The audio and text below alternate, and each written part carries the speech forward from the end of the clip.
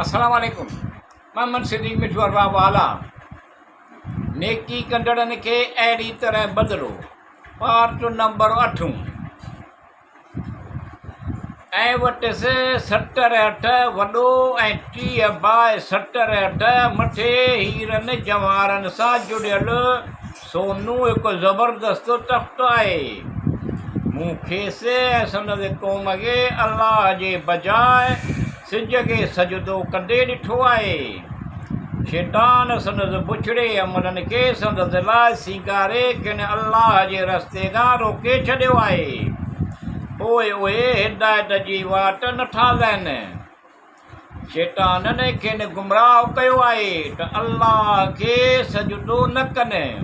इहो अलाह जेको आसमाननि ऐं ॻुझी शइ यानी बरसाति खे ज़मीन जे ॻुझी शइ यानी पोख ऐं वणनि टिणनि खे ऐं जेकी कुझु तव्हां लिकायो था तंहिंखे ॼाणे थो। अलाह खां सवाइ को महबूद न आहे। वहदहू ला शरीक लहू आहे।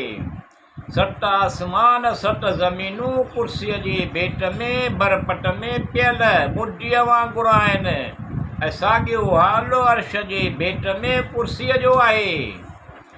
संदसि बादशाह ऐं हुकूमत तमामु मथां ई आहे। सुलेमान अलैहिस्सलाम चयो त इजो था ॾिसूं त सच ॻाल्हाईं थो या कूड़नि मां आहीं। हुड हुड पाणीअ जो पटो ॿुधायो, खूह खोटियो वियो ऐं विज़ू करे नमाज़ पढ़ी। पोइ सुलेमान अलैहिस्सलाम ख़त लिखियो ऐं चयाईं त ऐं हुड हुड सबा शहर मुंहिंजो ई ख़त खणी वञ। मथनि उछलाए उनखां पर भरोटी ॾिस त कहिड़ो जवाबु ॾियनि था। हुड हुड ख़त बिल्किस जे भरिसां उछलायो त सुलेमान अलैहिस्सलाम जी मुहर ॾिसी ॾकी वेई। पंहिंजनि 1 लख या उन्हनि 1000 अॻुवाणनि खे जिन मां हर हिक खे 1 ॾकु फ़ौज हुई।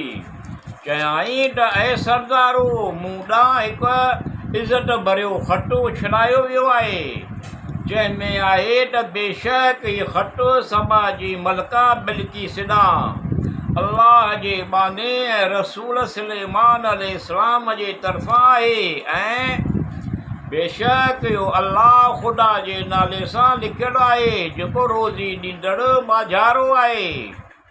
हिन फ़रमान सां मुंहिंजे मुक़ाबले में वॾाई न करियो ऐं मुस्लमान थी मूं वटि अचो।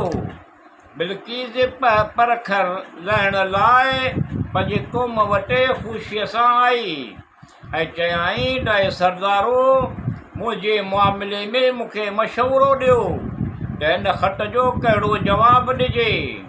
जेसीं ताईं तव्हां हाज़ुर न हूंदा आहियो ऐं कंहिं कम जो कतई फ़ैसिलो न कंदी आहियां।